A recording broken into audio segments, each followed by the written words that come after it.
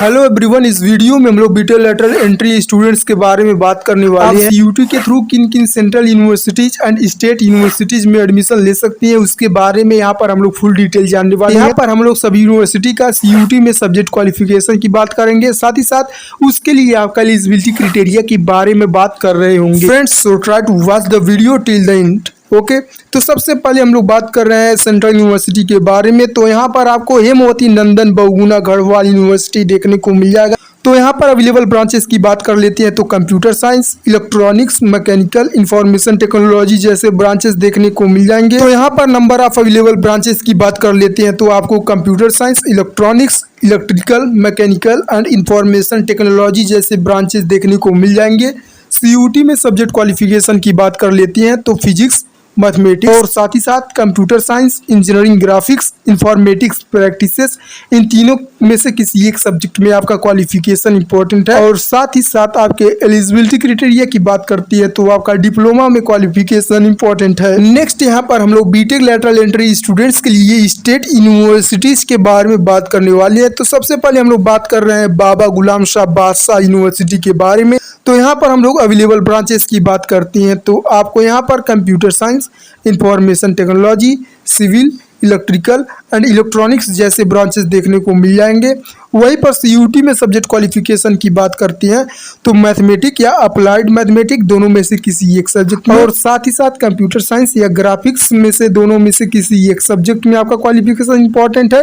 और साथ ही साथ जनरल टेस्ट सेक्शन में आपका क्वालिफिकेशन इंपॉर्टेंट है। वहीं पर एलिजिबिलिटी क्राइटेरिया की बात करते हैं तो आपका डिप्लोमा में मिनिमम 45% रहना चाहिए। नेक्स्ट हम लोग बात कर रहे हैं doctor APJ Abdul Kalam university के बारे में। तो यहाँ पर हम लोग सीयूटी में क्वालिफिकेशन की बात करते हैं तो general test section, engineering, graphics या कंप्यूटर साइंस दोनों में से किसी एक सब्जेक्ट में, और साथ ही साथ मैथमेटिक्स में आपका क्वालिफिकेशन इंपॉर्टेंट है। और साथ ही साथ आपके एलिजिबिलिटी क्राइटेरिया की बात करते हैं तो आपके डिप्लोमा में मिनिमम 45% रहना चाहिए। नेक्स्ट हम लोग बात कर रहे हैं HBTU कानपुर के बारे में। तो अवेलेबल ब्रांचेस की बात कर लेते हैं तो यहाँ पर आपको mechanical, electrical, electronics, computer science, information technology, civil, chemical, biochemical engineering, food technology, plastic and oil technology, leather technology, इस टाइप के ब्रांच देखने को आपको मिल जाएंगे।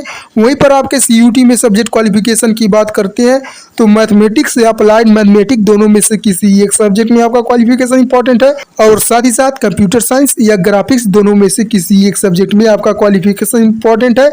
और साथ ही साथ आपका जनरल टेस्ट सेक्शन और ओवरऑल मिलाकर आपका किसी 3 सब्जेक्ट में आपका क्वालिफिकेशन इंपॉर्टेंट है। वहीं पर HBTU के लिए एलिजिबिलिटी क्राइटेरिया की बात करते हैं तो आपका डिप्लोमा में मिनिमम 60% रहना चाहिए। वहीं पर SC/ST स्टूडेंट के लिए मिनिमम 55% रहना चाहिए। नेक्स्ट हम लोग बात कर रहे हैं इंदिरा गांधी दिल्ली टेक्निकल यूनिवर्सिटी के बारे में। तो यहाँ पर आपको मैकेनिकल एंड ऑटोमेशन इंजीनियरिंग में आपको बीटेक करने को मिल जाएगा। साथ ही साथ यहाँ पर सीयूटी के लिए सब्जेक्ट क्वालिफिकेशन की बात करते हैं तो mathematics and general test section में आपका क्वालिफिकेशन इंपॉर्टेंट है। वहीं पर एलिजिबिलिटी क्राइटेरिया की बात करते हैं तो आपका डिप्लोमा में मिनिमम 60% रहना चाहिए। नेक्स्ट हम लोग बात कर रहे हैं Madan Mohan Malviya university of technology. तो यह यूनिवर्सिटी आपको गोरखपुर में देखने को मिल जाएगा। LMUT में अवेलेबल ब्रांचेस की बात कर लेते हैं तो यहाँ पर computer science, information technology, electronics, electrical, mechanical, civil and chemical यह ब्रांचेस देखने को मिल जाएंगे। वहीं पर एलिजिबिलिटी क्राइटेरिया की बात करते हैं तो आपके डिप्लोमा में मिनिमम 60% रहना चाहिए।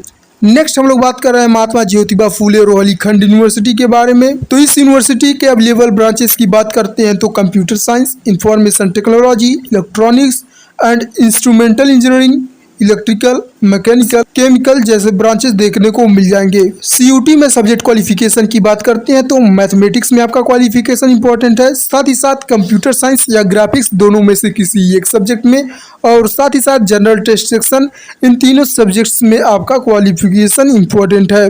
वहीं पर एलिजिबिलिटी क्राइटेरिया की बात करते हैं तो आपके डिप्लोमा में मिनिमम 60% रहना चाहिए। फ्रेंड्स, मैं यहाँ पर बीटेक लेटरल एंट्री स्टूडेंट्स के लिए सभी यूनिवर्सिटीज का फुल डिटेल दे दिया हूँ। तो स्टूडेंट्स, जितना ही अच्छा आपका रैंक रहता है उतना ही अच्छा आपको कॉलेज और साथ ही साथ उतना ही अच्छा आपको ब्रांच मिलने वाला है। तो फ्रेंड्स, आपको किसी भी तरीके का प्रॉब्लम आता है you can ask me in the comment section, I am here to help you. और फ्रेंड्स, आपको किसी भी यूनिवर्सिटी के बारे में फुल डिटेल चाहिए, मैं हर एक यूनिवर्सिटीज का लिंक डिस्क्रिप्शन बॉक्स में दिया हुआ हूँ, उसको जाकर तुरंत देखें। For more, please try to like and subscribe to my channel. Meet you in the next video.